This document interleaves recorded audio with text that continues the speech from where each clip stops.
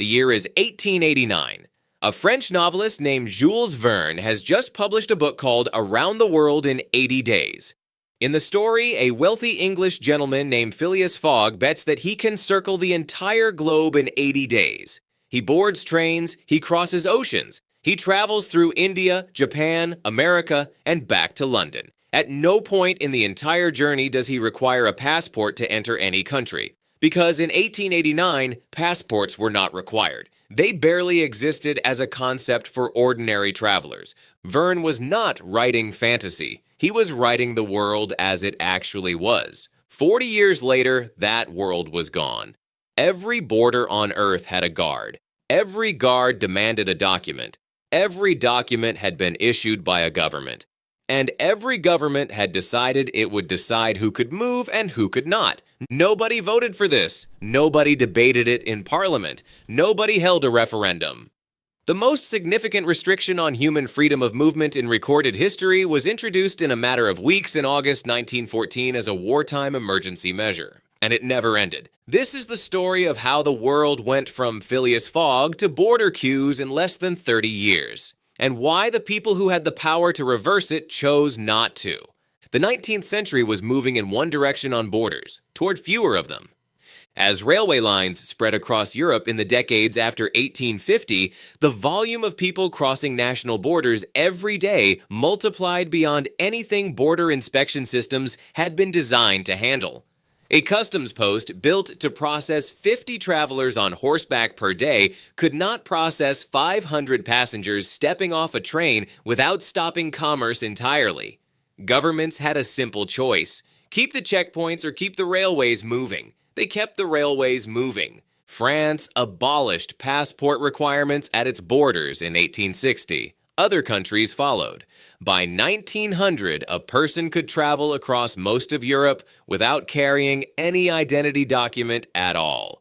The International Labor Organization documented this in a 1922 report, noting that before the war, migration was generally speaking unhindered, and travelers could decide on their time of departure or return to suit personal convenience. There was a serious political movement in European capitals before 1914, pushing for the complete abolition of all remaining passport requirements. Economists argued that free movement of labor was as important to prosperity as free movement of goods. Liberal politicians argued it was a basic human right.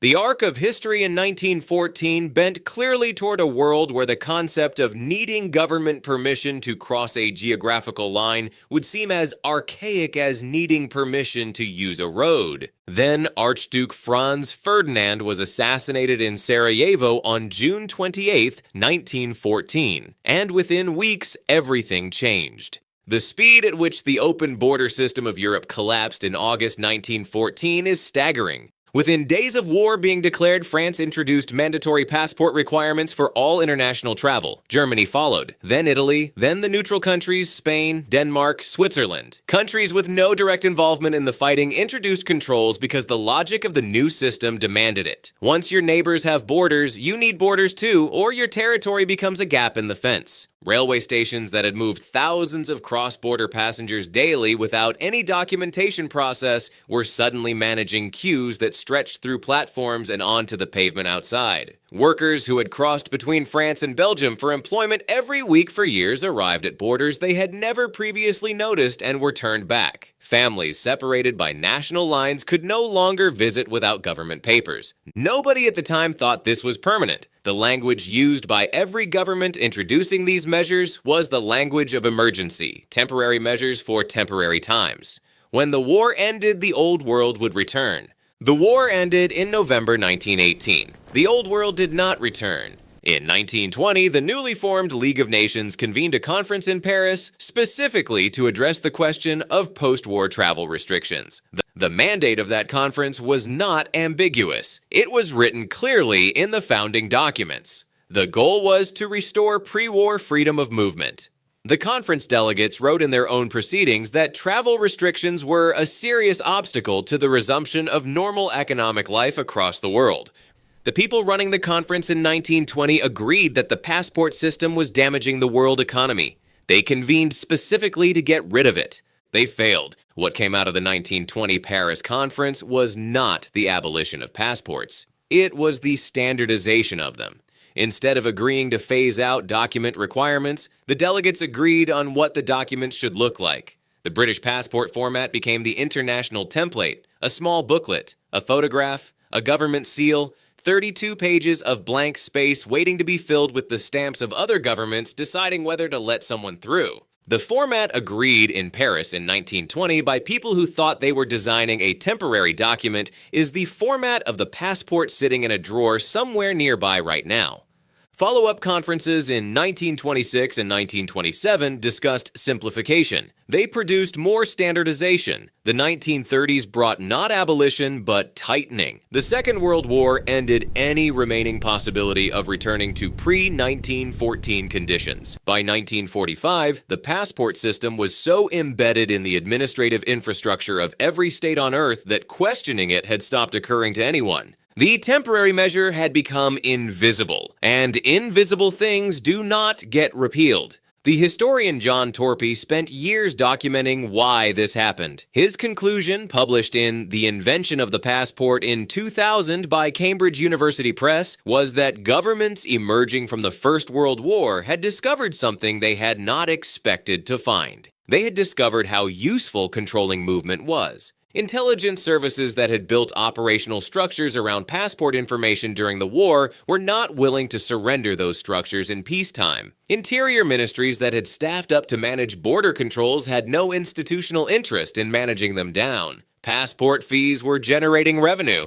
The consular networks processing applications were employing thousands of civil servants whose jobs depended on the system continuing. The wartime emergency had created a bureaucracy. The bureaucracy had created a constituency. The constituency had created a permanent system from what everyone had agreed was a temporary measure. Torpy described this as the state monopolizing what he called the legitimate means of movement. The modern state had spent the 19th century absorbing every other institution's power to regulate movement. Churches, guilds, city authorities, local landlords had all once controlled who could go where. The state took that power from all of them. The passport is how that monopoly is enforced every time someone approaches a border. There is something about the modern passport that is worth understanding clearly because it is rarely stated directly. A passport is not a right, it is a request. The standard text in most passports is a request from the issuing government to other governments asking them to allow the bearer to pass freely. The traveler is not asserting any right recognized by international law. The traveler is presenting one government's diplomatic request to another and hoping the answer is yes. Whether the answer is yes depends entirely on the relationship between the two governments involved, nothing else. This is why a passport from Germany or the United States currently provides visa-free access to approximately 185 countries, while a passport from Afghanistan or Yemen provides access to fewer than 30. The document is the same format. The freedom it delivers is not. The difference has nothing to do with the people holding these passports. It reflects the geopolitical standing of the governments that issued them. Where a person happens to be born determines the physical radius within which they are legally permitted to exist on this planet. The one experiment in undoing this system happened within the European Union. The 1985 Schengen Agreement eliminated border controls between most EU member states. A French citizen can drive to Finland without showing a document at any border. That arrangement reproduces something close to what ordinary Europeans had before 1914. Its existence proves that the alternative to universal passport controls is administratively possible. Its political fragility since 2015 proves that the forces which created the passport system are still active and still capable of reconstructing it whenever political conditions allow. The world of Phileas Fogg was not fiction. It was the world Jules Verne lived in when he wrote the book. That world ended in 1914, not because it was proven wrong, but because a war created administrative infrastructure to replace it, and the institutions built around that infrastructure were more durable than the political will to dismantle them. The 1920 Paris Conference delegates arrived to restore what the war had taken. They left having designed a replacement that has lasted longer than the war itself by a factor of more than 15. No subsequent international conference has placed the restoration of pre-1914 freedom of movement on its agenda. The question that the 1920 delegates assumed they would answer quickly has gone unanswered for 110 years. Phileas Fogg circled the globe in 80 days in 1872 without a passport because he did not need one. A traveler attempting the same journey today would need to carry documentation issued by a government, approved by other governments, and valid within a system introduced in wartime and never repealed. The emergency became the normal, the temporary became the permanent, and the world that existed before it happened became something so distant that it now reads like fiction. It was not fiction, it was last Tuesday, just 110 years ago.